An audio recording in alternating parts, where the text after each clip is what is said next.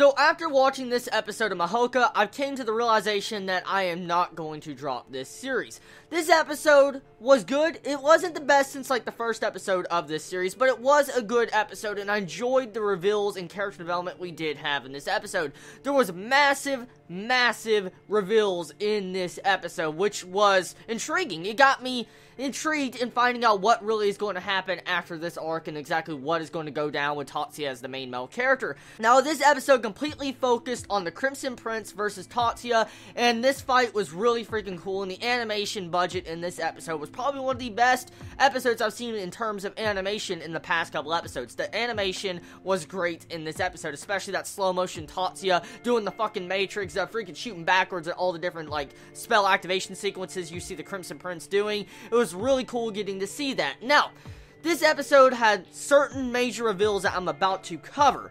Okay, so supposedly Tatsuya has this self-restoration ability. For instance, when he comes close to death, or I guess he dies, he instantly heals all wounds from what I got from this episode, and he instantly comes back to full maximum life. So right there, it's really intriguing finding out about that, because we did get to see a glimpse of this ability a long time ago, a couple episodes back, probably about maybe 8 episodes back. It was a long time ago since we saw this ability, but now that they're showing it, it's really interesting seeing that Tatsuya has this type of ability. So that means if the enemy thinks they killed Tatsuya, or they think he's dead, he can just rebound back and he's fine and he can attack again. So he's like one of the perfect soldiers. He can act dead after he gets hurt really bad, reactivate, and then strike his opponent. So really interesting, different type of ability Tatsuya has as a character. But another thing that was really the main core interest I had with this episode is finding out that there's 50 other people just like Tatsuya. Supposedly from this episode, if I got the information correct, there's about 50 other people that have the self-restoration type power like Tatsuya, and they're kind of at the level of Tatsuya.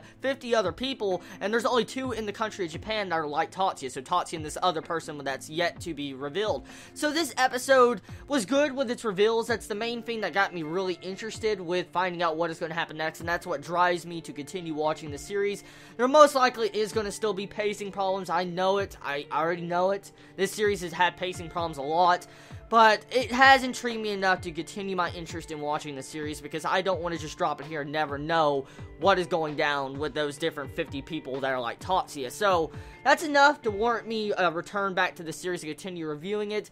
But I will announce the problems when I see it. I'm being honest, everybody. I am going to say problems. If I see pacing problems, I will state pacing problems. But if there is some good things, I will also state that too. Like this episode. This episode had a great animation. It didn't feel that forced or that rushed. The information dumps and exposition in this episode, I think, was done properly. There was nothing wrong with it. So, personally, I am satisfied with this episode. It wasn't the top tier best thing I've seen, but it still was better than a lot of the stuff from Mahouka. So, I'm satisfied. That's all I asked for, and it definitely gave me that. So anyways, everybody, tell me your thoughts on this episode of Mahouka. Did you enjoy it? Did you hate it? All you light novel readers out there, did they rush this? Please let me know in the comments below.